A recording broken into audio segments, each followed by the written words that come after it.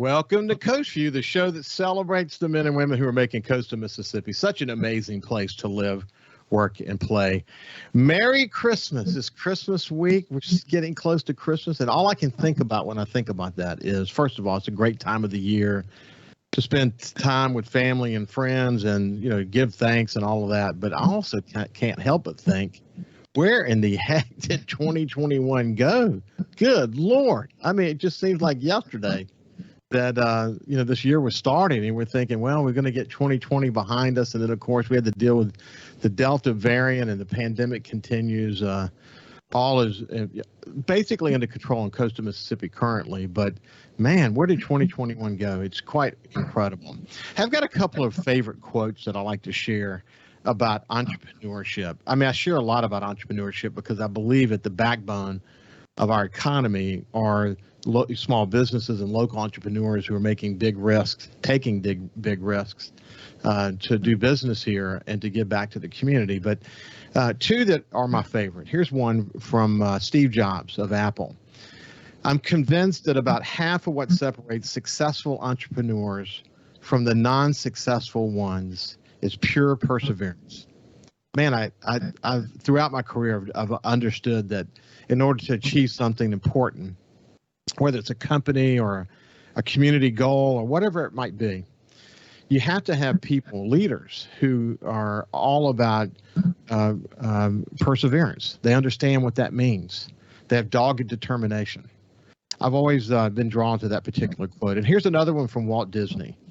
All our dreams can come true if we have the courage to pursue them. Courage. Like I said, small business and entrepreneurship is really at the backbone of our economy. Yeah, we've got these big businesses, as I talk about all the time, the bookends with Ingalls and Chevron on one end and Stennis Space Center on the other, and all this tourism economy and the casinos and all that. Really important. Couldn't be more important. But if you look at sort of the numbers, where the employees are, et cetera, small business and local entrepreneurship is where a lot of the action is happening, and we need to support them. In fact, I'll tell you another thing that local businesses do. They give back to the community. I think one of the most important things that we can all do is give back to our community.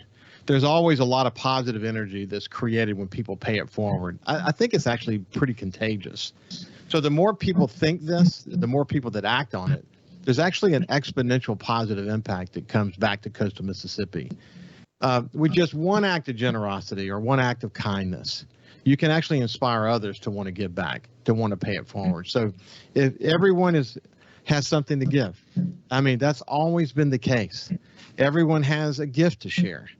And when you give, believe me when I say this, it makes life more complete for you. It makes my life more meaningful because you know that you're making an impact. One of the reasons I started Coast Vue nearly 2 years ago was because I wanted to focus on those in coastal Mississippi who are literally leading by example. My hope was that the more we learn about how to pay it forward and the more we learn about ways to pay it forward, more people would contribute their blessings. And gosh, does it take a lot of dedicated people, a lot of volunteers, working at every level of our community to make coastal Mississippi the special region that it has become. And it's going to take a lot of dedicated people going forward as we aspire to do things even better, to make coastal Mississippi an even better place to live, work, and play. So as I look back on the last 2 years, we have really stuck with it. We've received a lot of positive feedback. The main goal was to make our guests the star. Really, my role is just to facilitate these conversations. But I think we've made a lot of progress with the show. And as long as I believe we're making a difference, we're going to continue to stick with it, even in retirement. People say, I thought you were retired. Why are you doing this show? Well, it's kind of I wouldn't say it's a hobby, because I would say it's more of a labor of love, but I've really enjoyed it. So I want to thank you for listening on 103.1 FM. There are a lot of people who pay attention on Facebook or YouTube or your favorite podcast. I really appreciate you engaging in this show. You can also watch it on SuperTalk TV. I want to tell you real quick about something that happened in the early days of Coast Vue. One of the things I wanted to do is really focus on what I call the stalwarts in the community, but I also wanted to make sure we capture some characters along the way, and also some young people who were coming along that were doing amazing things. If you look back at the first week, started the show with Governor Haley Barbour, and we talked about the recovery effort in the book that he wrote about Katrina that I had the pleasure of writing the foreword to.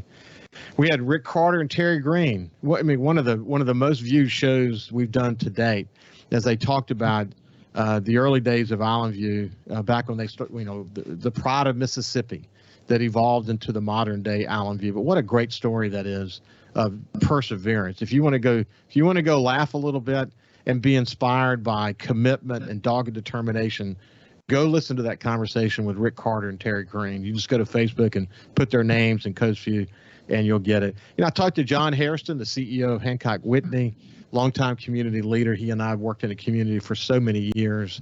Alberto Ibargüen from the Knight Foundation.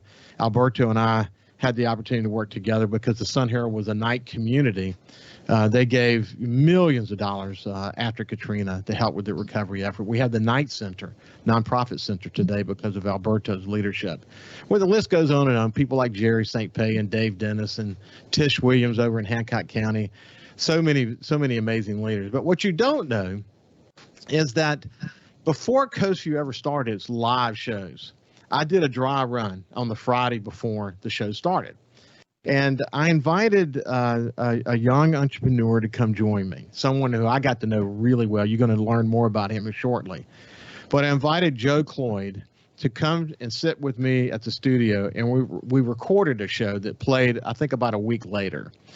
And man, let me tell you what, I did not know what I was doing. I literally was new to this craft. And what I understood was if I could just have meaningful conversations, that we would learn together how to pull this off, and we would be able to make Coast Vue, I hope, what it's become today, something that people enjoy listening to and that you can learn from. But Joe Cloyd was nice enough to come and join me, and I learned a lot more about his life. He's a local entrepreneur. He works out of Ocean Springs. He's got so many different businesses. I think you're going to be incredibly amazed. But going back to the thing that I read at the beginning about Steve Jobs being convinced that half of what separates successful entrepreneurs from those that are not so successful is pure perseverance. Joe defines that in every aspect of his life. So I've invited Joe to come back and join me, and you'll get to know him a lot better. And even if you saw that first visit we had together, you're probably going to learn some new things because he hit the ground running in his career. And since we met last, a lot of new things have happened in his world in terms of development. So without any further ado, I want to welcome my friend Joe Cloyd. How you doing, my friend? Doing great, Ricky. Thanks for having me on the show. It's nice to be back, and I'm glad maybe both of us will do a little better job than we did the first go around. Well, we did. It was, man, I tell you what, it was good. I went back and watched it, and I'm amazed that was numero uno. But I think because you and I had worked together so closely, you came over as the executive director for the Alabama oil recovery efforts that I had the pleasure of leading for Governor Riley, because I wanted, we needed you to be part of our team because of what you and I had learned together working with Haley Barbour on the recovery effort from Katrina. So you and I, we go back a long way, and we've done a lot of work in the community together. You worked out of my office for a year. Working for Haley Barbour because there weren't places to meet. So I let our conference rooms be available to the governor's staff so that they could have a place to meet, maybe even longer than a year after Katrina. But we've shared a lot of memories together. But I've always been impressed with you, Joe. You've been someone who I believe that from the day I met you when you were 21 years old and working for Haley Barbour as his aide de camp, I was convinced that you were going to be a very significant leader in your life. And I often have said to you, and I'll say it again here, that I think one day you'll be governor of the state of Mississippi. Okay, I know you laugh at that notion, but I think as people hear us talk today, they'll understand why I feel that way. But it's been an amazing journey that the two of us have been on, hasn't it? It really has, and that's quite an honor for you to say that about me. I do think that my talents and skills, whatever they are I like to serve them locally. I really do. being on the school board is somewhat of a thankless job, but I really, really enjoy it. We've got an incredible school district over here in Ocean Springs. I've enjoyed doing that for quite a long period of time, and hope to do it for the next few years. And there's some other efforts that I've been working on here in town, using examples that we did during the Governor's Commission that I look forward to talking about a little bit later. But again, like Governor Barber said, I've never turned down a job I hadn't been offered, but I don't plan to seek any real higher elected office. That's well, we'll see. We'll see what the future. I want to stay married, which I do. We'll see what the future holds. But this is Joe Cloyd. He's a real estate developer in Ocean Springs and someone who's super active in the community. When we come back, we'll tell you some of the things that he's involved in, and then we'll kind of retrace some of the steps that brought him into this current role. We'll see you after this break. Follow SuperTalk Mississippi Gulf Coast 103.1 on Facebook. Facebook.com/SuperTalk MS Coast 103.1. Welcome back to Coast Vue. I'm visiting with my friend Joe Cloyd. He's a real estate developer in Ocean Springs. He's more than that. He downplays his role very significantly by just saying he's a real estate developer. But hey, Joe, where are you sitting right now? I'm in my office here at Washington Avenue. The Hemingway Hotel that we opened in April is directly above me, and it's a really pretty day here in downtown Ocean Springs, and everybody's getting excited for the upcoming Christmas here in just a couple of days. Well, when you were sitting in my office back in the early days of recovering from Hurricane Katrina, did you ever imagine that one day you'd be developing hotels and what do you call the lighthouse? Assisted living and memory care. Yeah, there you go. Did you ever think that you would be in such a diverse group of businesses, other developments that you've been involved in? I didn't. God chooses a special path for all of us, and I really enjoyed learning a lot about a few different types of businesses, from long-term more apartments to senior housing to hospitality and other businesses that I'm involved in. It's interesting. Every day is a little bit different, but there's challenges and opportunities that have presented themselves certainly over the last year with COVID, and but things are good here at the end of 2021, and we're looking forward to a great 22. So you learned, you did the Katrina Cottage development in Ocean Springs. You went on to do the Roost. You did the Hemingway. You did other developments along the way. As we pointed out, you've opened Lighthouse. You've got plans to do more. Building the Roost, though, was a great learning opportunity for you, wasn't it? It really was. We assembled a really good team to do it. We initially were planning for it to not be a hotel, or my vision was for it to be more long-term apartments, which I was familiar with, and office space. And just over time, the concept really developed into a full-service boutique hotel. We just opened our third expansion there. We have 19 rooms right now. There's an incredible backyard pool house set up that we're already doing a lot of events and everything. And so we feel like we've really maximized that property and brought really a great asset to our community for people to enjoy, and for people from out of town to be able to have a nice place to stay that's reflective of the great community we have over here. Well, for people who don't know about the Roost, describe what it is and describe where it is and why that's important. So it's about 3 blocks from the heart of downtown. It's west of downtown on Porter Avenue. Porter was originally I guess you would say Highway 90 before the highway system got developed. So it's the original commercial corridor for town.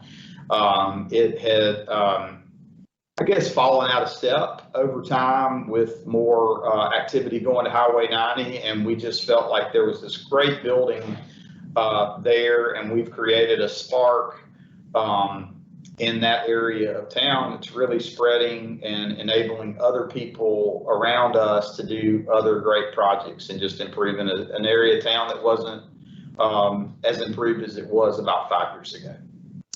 So you're sitting in the Hemingway. Describe the Hemingway to people. So the Hemingway is it's in the the Roost network, if you will, of management via Rain Travel Collection. Ted and Roxy Condry, my partners in that development or in that enterprise. We have four hotel rooms. Like I said, it opened in April. They're expertly finished. My wife, along with another interior designer, really did a great job with it.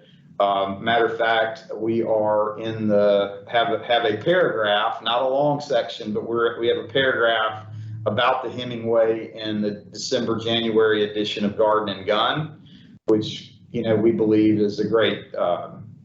It's a great publication. It's really a testament to the quality of project that's here. It's in an old 110-year-old bank building, and it's truly mixed use. My office and another attorney's office are in this building, as well as a nice retail shop, Mimi Rinky design, and then the hotel's upstairs. So it just it's a great corner here right when you enter downtown Ocean Springs. It's the first building you see. It's so interesting to hear you talk about it in those terms, being sort of a developer, owner, creator of these visions that are around mixed use. As we think back about Andreas Dwani and the 100 architects and planners that came as part of the recovery effort, part of the Governor's Commission on Recovery, Rebuilding, and Renewal.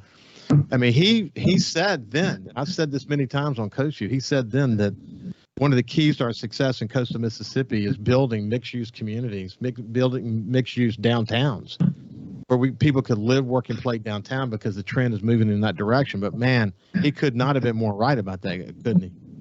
It certainly works here in our downtown, at least in my experience. And this is, it's a mix of lodging, office, and retail. I mean, and it's not a big building, but it all kind of works together.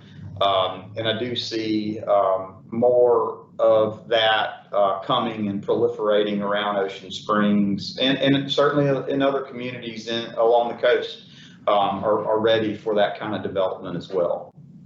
So, Joe, let's take a step back for a second. Tell people where you grew up. I grew up in Prentice, Mississippi. It's a small town about 40 miles northwest of Hattiesburg. And my aunt and uncle and cousin lived here in Ocean Springs. And so as a child, I spent a lot of holidays down here and just grew an affinity for the water and Mississippi Gulf Coast coastal culture.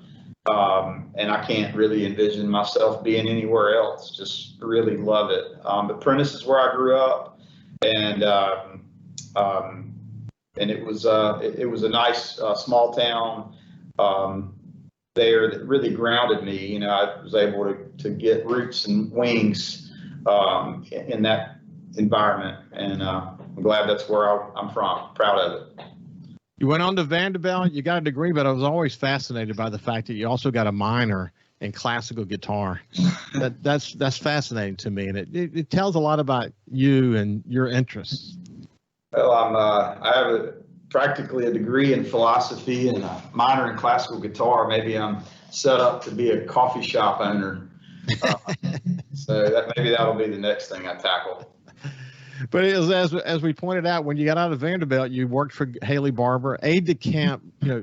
Describe in your terms what an aide de camp does for a governor. Aide de camp, or keeper of the body, practically, I was his personal aide for the first 18 or 20 months that he was in office, and I helped manage his schedule and just sort of all the daily affairs. And one of the key things that I felt like he said to me is, I want you to sit in every meeting. Most every meeting that I'm in, because the more that you know, the more you can be helpful to me. Yeah. And so essentially that's what I did. Handled logistics when we traveled a lot, and so I would do all the logistics there. And it's really just a jack of all trades, master of none kind of role. And I kind of have evolved into that, into my current business role right now. So I like. Well, little did we know when Governor Barber would come down to the Sun Herald to editorial board meetings, and you were in the sort of the back of the room. We were always pleasantly saying hello to one another, and we'd visit with the editorial board, would visit with the governor. Little did we know that Katrina would hit and our paths would cross in such a significant way. But explain to people, you had sort of evolved into a new role, and that was going to be kind of where you were going to be for a while as you planned this big event. And you can tell them what the event was, and then Katrina hits. But tell us about that. Sure. Yeah. The aid role for the governor it's a tiring role. Like it's a lot of hours. And so I had sort of reached, burnout's probably the wrong word, but just I was ready to go do something different. And the governor was able to land the National Governors Association's annual meeting. It was supposed to be held in Biloxi in 2006, and he asked me to direct it. And so that was a segue sort of to still be connected to him and his office, but to go do something different. And I was, young and single and was looking forward to coming down to the coast. I moved down summer of 05, late summer 05, and rented a house down here on the beach in Biloxi, or kind of off the beach, but near it. And life was good. I had a year to plan for a 4-day event. And as we all know, August 29th, 05 changed a lot of things for a lot of people, including me. And it's where I saw my place kind of disappear, and the coast was certainly not ready to host a big conference like that in 06. Well, hey, let's do this, Joe. When we come back on the other side, life is a series of forks in the road, and that was a huge fork in the road. But it introduced you to people like you got to work closely with Leland Speed. We'll remind people who he is, and Jim Barksdale, one of the most successful entrepreneurs in Mississippi history. And when you have those kind of associations, it changes life in big ways. When we come back, we'll continue our conversation with Joe Cloyd. Subscribe for free to the Coast Vue podcast on iTunes, Google Podcasts, Spotify, or wherever you get your podcasts.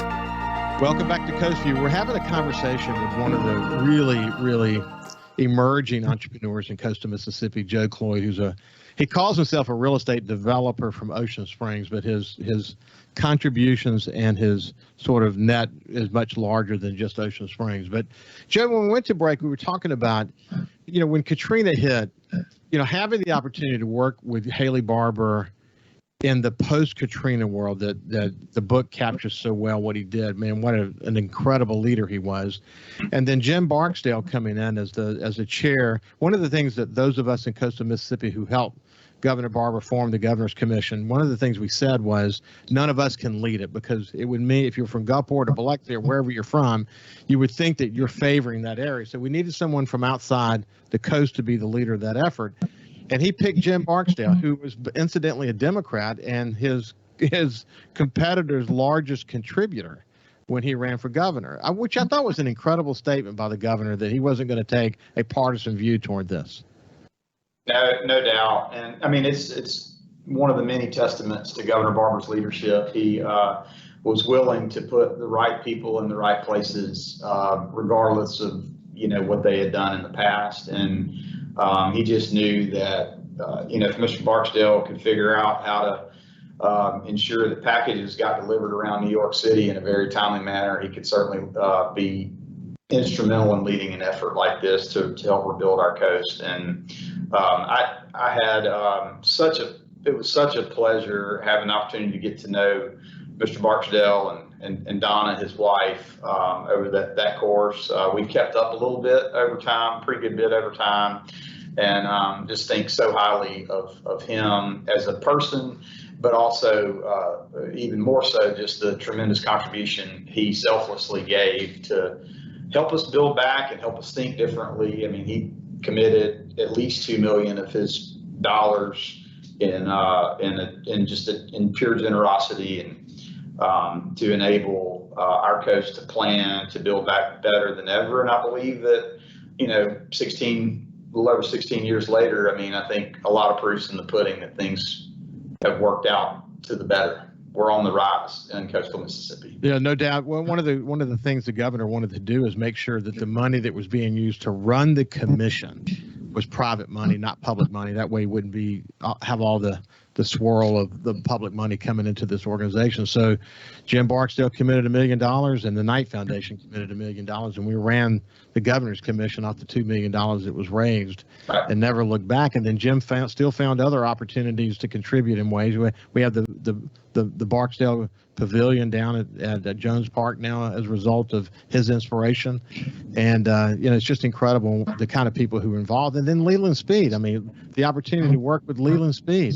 Tell how important that was to you. Oh yeah, it was great. After the governor's commission sort of completed its report, and the post work for the next 6 months was complete, I went and worked as a consultant directly for Mr. Speed when he was the director of MDA.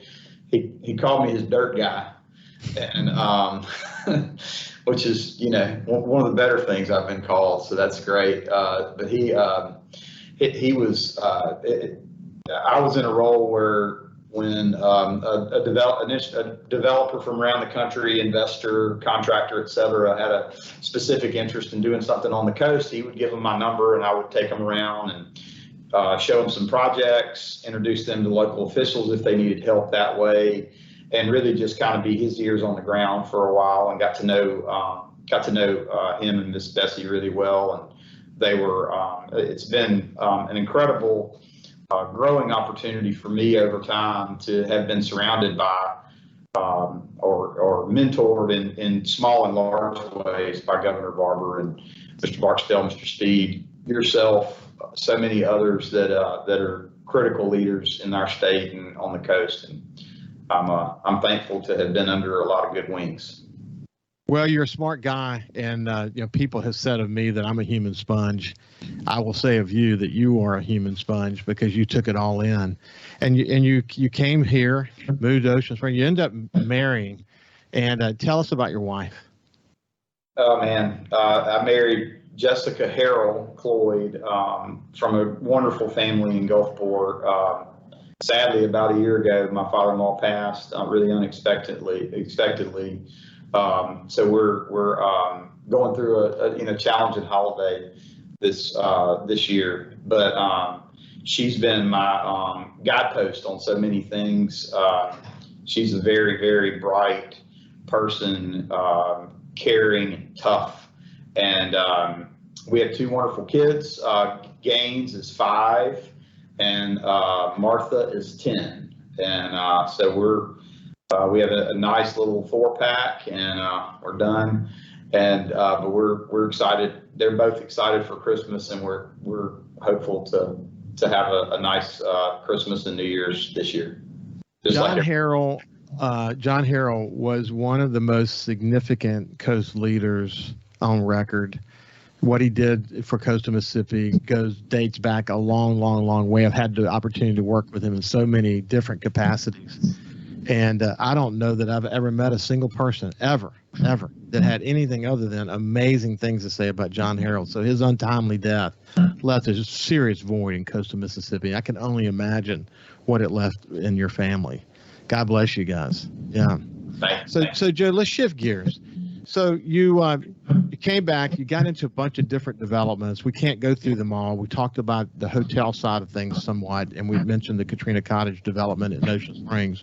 But you also, the extended care and memory care that we discussed just quickly a few minutes ago at Lighthouse. Tell me more about that. Yeah, it's called Lighthouse Assisted Living and Memory Care. It's in Ocean Springs, fairly close to the Ocean Springs Hospital. We have 60 assisted living suites and 60 memory care suites. Going through the COVID period was a tough time for our staff and for residents and residents' families because of the inability to connect in a human way. We tried to do everything that we could to kind of continue the enabling of that connection.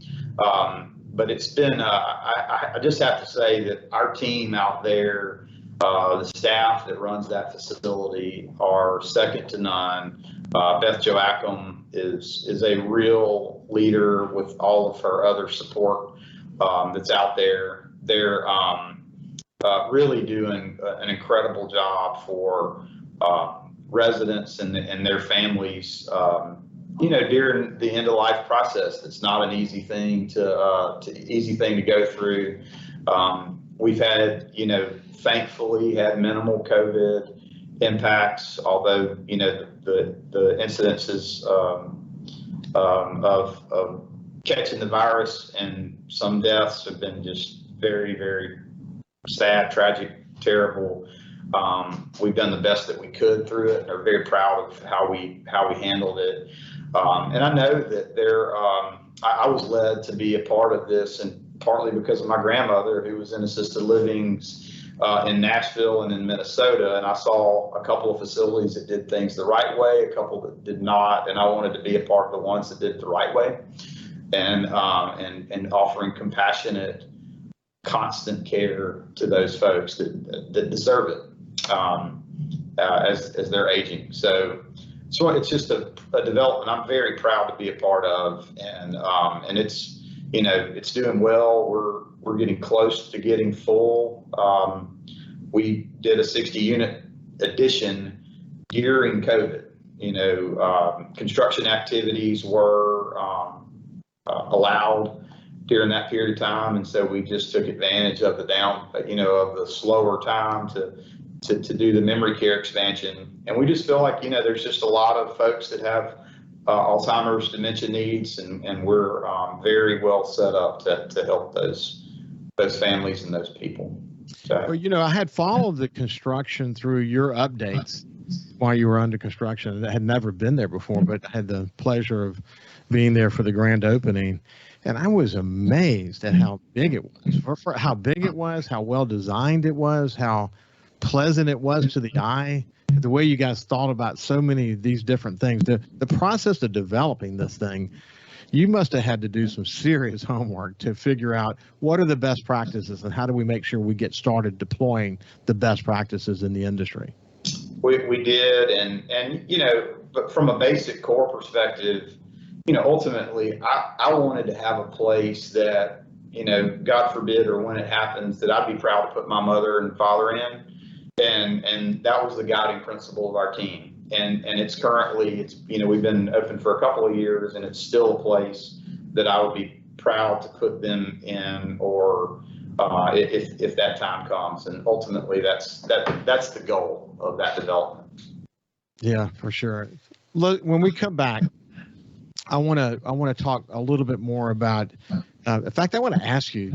This is not a political conversation, but you've had some dabbling in politics over your career.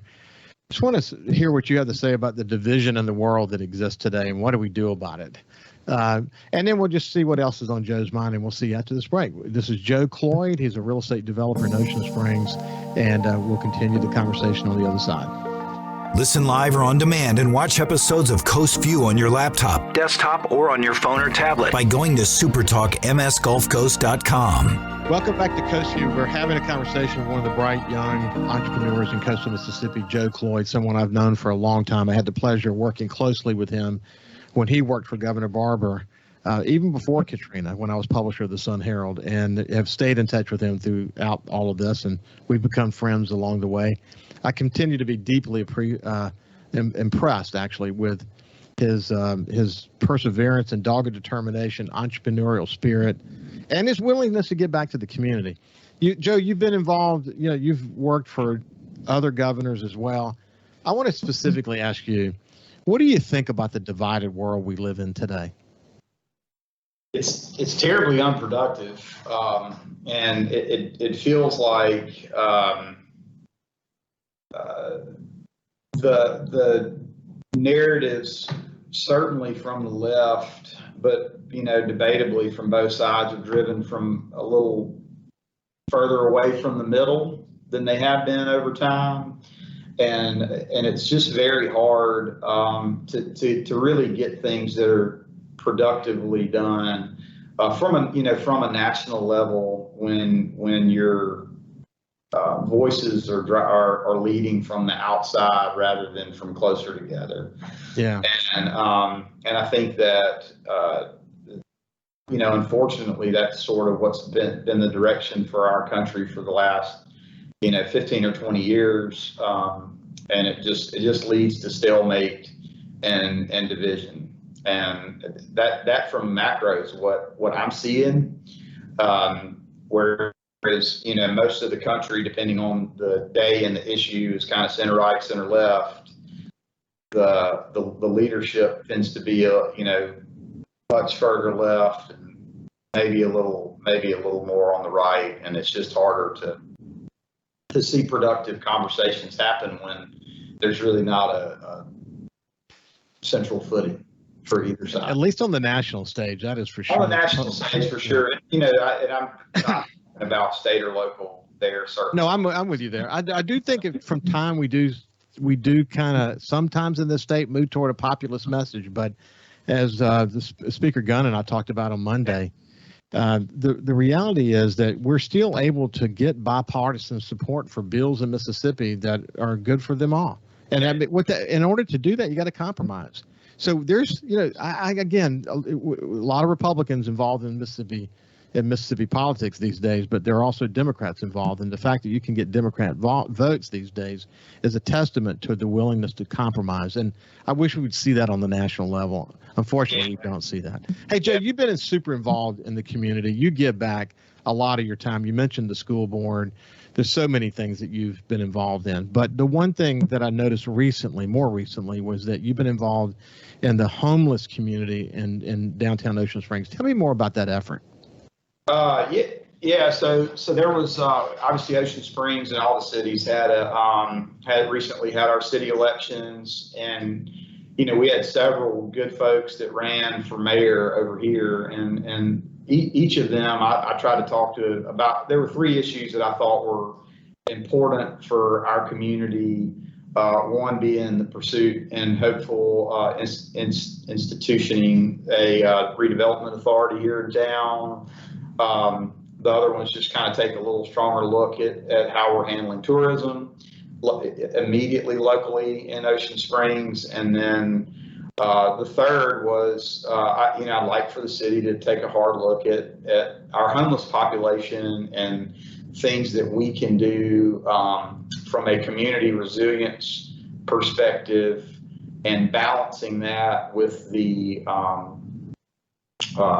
compassion that we need to show towards those individuals that find themselves homeless. And so that sort of leads us to, let's form a homeless task force or council. And after Mayor Holloway was elected, I had a chance to visit with him kind of after the election before he took office. And I brought my little three things up to him. He said, yeah, that homeless thing, why don't you chair that? And I said, all right, yes, sir, I will. And I had to put my money where my mouth was. And so in October, it took a few months to kind of get it together, but in October we kicked off the Ocean Springs Homeless Council. We've had 3 meetings with the full council so far, and we are going to, not unlike the Governor's Commission on Recovery and Rebuilding Renewal, the Alabama Oil Spill Commission that we worked on, ultimately come up with a series of recommendations that are actionable and realistic by and large, that we can recommend to the county, the city, the nonprofit community about, things that we can do to help our town be resilient and help individuals that want care to be resilient to homelessness. And, we're about halfway through the effort. We're planning to deliver a report in March. And so it's an effort that we've got about 110 folks involved in it in town, and it's something that I'm proud of being involved in. It's not an easy subject to discuss, but that doesn't make it not important. And I do think if we don't do something about it now, we'll regret that in 5 or 10 years. And so hopefully we can get some basic things in place through this effort. Well, Joe, you're the right guy for the job. I saw you in action in the Governor's Commission over in Alabama. We had over 1,000 people involved in that effort. In both cases, we wrote books that really got to the nut of it. And the key is just involving as many voices in the community as possible. When you do that, you find solutions that matter to people. And I'm proud to hear you guys are focused on that. We're at the end of our time together, but thank you so much, man. I appreciate you joining me today. Hey, thanks for the opportunity. This has been Joe Cloyd. Have a great day. And again, Merry Christmas. We'll see you tomorrow.